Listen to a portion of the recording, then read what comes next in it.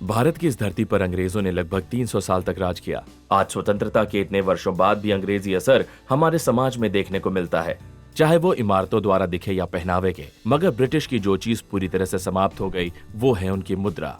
अंग्रेजी शासन के अधीन भारत के इतिहास को दो भागों में विभाजित किया जा सकता है। एक भाग है ब्रिटिश ईस्ट इंडिया कंपनी राज का, जो 1620 से 1857 के विद्रोह तक था, और दूसरा भाग है ब्रिटिश सरकार राज का, जो 1857 के विद्रोह के बाद से 1947 की स्वतंत्रता तक था। जब शासन में परिवर्तन हुआ तो सिक्कों को तो बदलना ही था। ईस्ट इंडिया कंपनी द्वारा बनाए गए सिक्कों का अंत 1862 में हो गया और एक नए प्रकार के सिक्कों ने जन्म लिया। अब ये सिक्के अंग्रेजी शासक के निर्देशों के अनुसार बनाए जाने लगे। ब्रिटिश राज के सिक्के अपने आप में 4 शासकों का इतिहास समेटे हुए हैं। पहला महारानी विक्टोरिया का शासन, जो 1858 से 1901 तक चला। दूसरा महाराजा एडवर्ड सप्तम का 1901 से 1910 तक। तीसरा महाराजा जॉर्ज पंचम का 1911 से 1936 तक। और चौथा और आखिरी महाराजा जॉर्ज षष्ठम का, जो 1938 से 1947 तक था। सन 1862 में महारानी विक्टोरिया के शासनकाल में सिक्कों की एक नई श्रृंखला जारी हुई और जो सबसे बड़े मूल्य का सिक्का जारी किया गया उसको मुहर कहा गया। यह दिखने में ईस्ट इंडिया कंपनी की मुहर की तरह ही था। मुहर पर महारानी विक्टोरिया के चित्र के साथ साथ सिक्के के जारी होने का वर्ष भी लिखा होता था। सोने से बने इस मुहर का वजन लगभग 1 तोला यानी 11.66 ग्राम के बराबर था। एक मुहर का मूल्य 15 रुपए के बराबर था, जो उस समय की काफी बड़ी राशि थी। इसलिए इन मुहर को सिर्फ ब्रिटिश राज के व्यापार के लिए ही इस्तेमाल किया जाता था। यह मुद्रा साधारण और निजी लेन देन के लिए वैध नहीं थी। उस समय ब्रिटिश राज के 3 मुख्य टकसालें थी, बॉम्बे, कलकत्ता और मद्रास। लेकिन मोहरों की ढलाई हमेशा कलकत्ता के ही कारखाने में हुई। इन मोहरों का सिलसिला 1862 से लेकर 1875 तक चला। 1876 के आते आते एक नए युग का प्रारंभ हुआ, जब महारानी विक्टोरिया को भारत की महारानी की उपाधि प्राप्त हुई और उसके बाद से जारी होने वाले सिक्कों पर क्वीन विक्टोरिया बदलकर एम्प्रेस विक्टोरिया लिखा जाने लगा।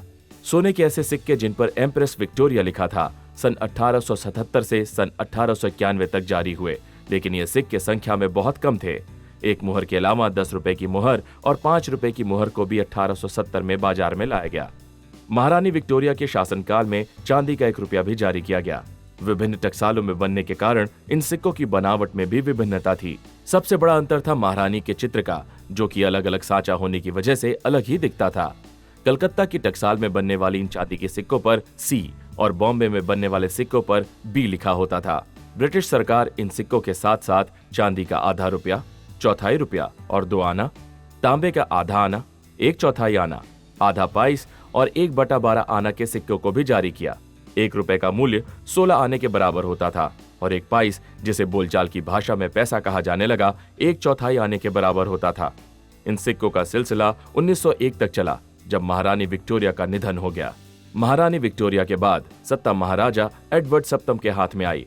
अब वो समय आ गया जब सिक्कों पर महारानी विक्टोरिया का चित्र धुंधला पड़ चुका था और एडवर्ड का चित्र उभरने लगा था। सन 1906 में द इंडियन कॉइनेज एक्ट अर्थात भारतीय सिक्का अधिनियम पारित हुआ। सिक्के बनाने के सारे मानक इस अधिनियम के हिसाब से तय हुए।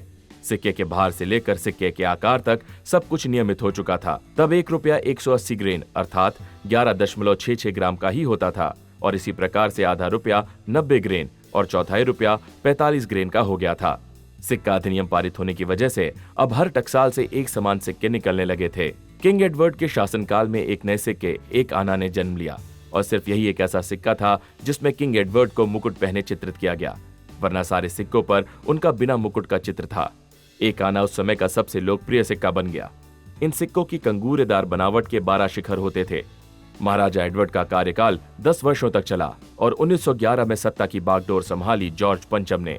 महाराजा जॉर्ज का राज्याभिषेक भारत में भी किया गया और उनको भारत के महाराजा की उपाधि भी मिली। उनके सम्मान में उनका और उनकी पत्नी का सिंहासन 96,000 चांदी के सिक्कों को कलकत्ता की टकसाल में पिघलाकर बनाया गया। 1911 से अब सिक्कों पर जॉर्ज पंचम की प्रतिमा दिखने लगी। इन सिक्कों पर उनको रोब अर्थात लबादा पहने हुए दर्शाया गया।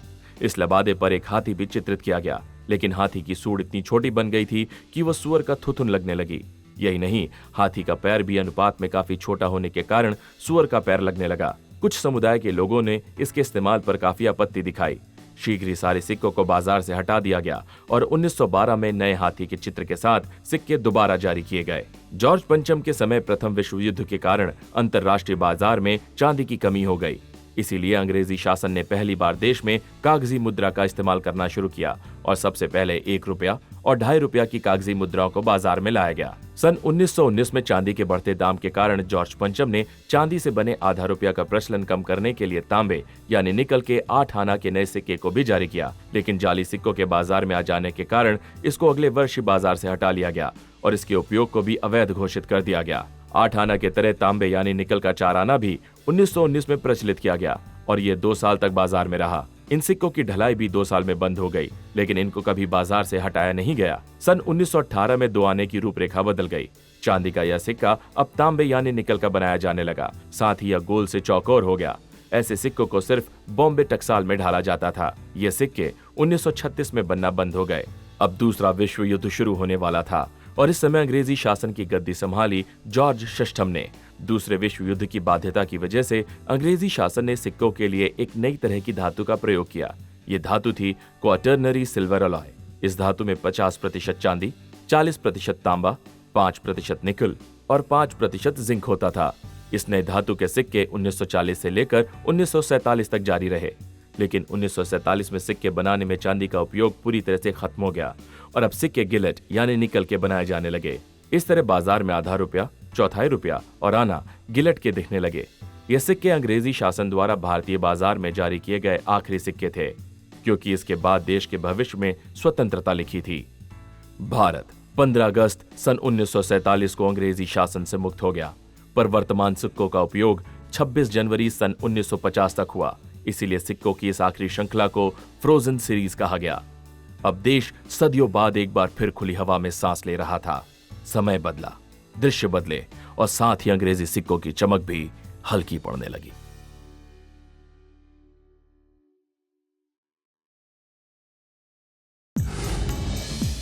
Like, share, subscribe and click on the bell icon to never miss an update from Epic.